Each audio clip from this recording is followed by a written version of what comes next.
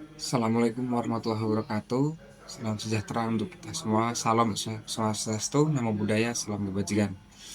Perkenalkan, nama saya Ahmad Rizal Wahid di unit kerja Stasiun Metropolitan Bantilan. Pada kesempatan kali ini, izinkan saya untuk membagikan cerita, pengalaman, refleksi, serta insight yang mendalam yang saya dapatkan selama mengikuti seluruh rangkaian pembelajaran Agenda 1, yaitu tentang sikap perilaku bela negara. Jadi, metode pembelajaran Agenda 1 dilaksanakan melalui dua metode yang saling terintegrasi, yaitu metode sinkronus dan asinkronus.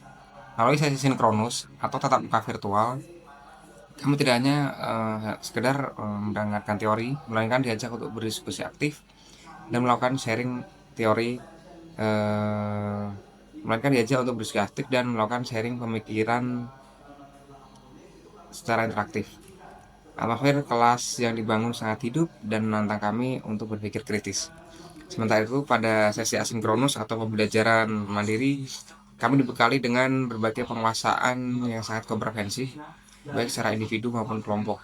Mulai dari pembuatan video, podcast, dialog kebangsaan, analisis isu kontemporer, pengerjaan matriks rencana aksi bela negara, hingga praktik fisik berupa peraturan baris-baris dan tata cara upacara sipil. Kedua metode ini menurut saya sangat efektif dalam membentuk tidak hanya pemahaman kognitif, tapi juga aspek psikomotorik dan efektif bagi kami sebagai calon aparatur sipil negara.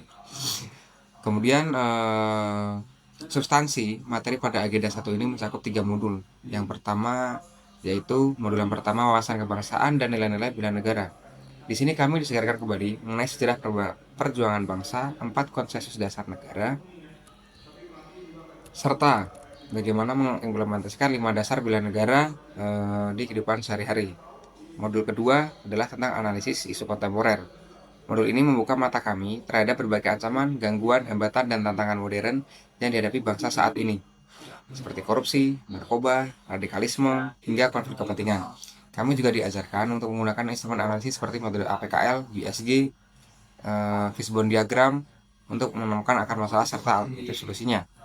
Dan modul ketiga adalah mengenai kesiapsiagaan bela negara. Modul ini menekankan bahwa bela negara memerlukan kesiapan yang utuh, baik secara jasmani, mental, sosial, maupun spiritual, yang didukung oleh etika, etiket, dan kearifan lokal.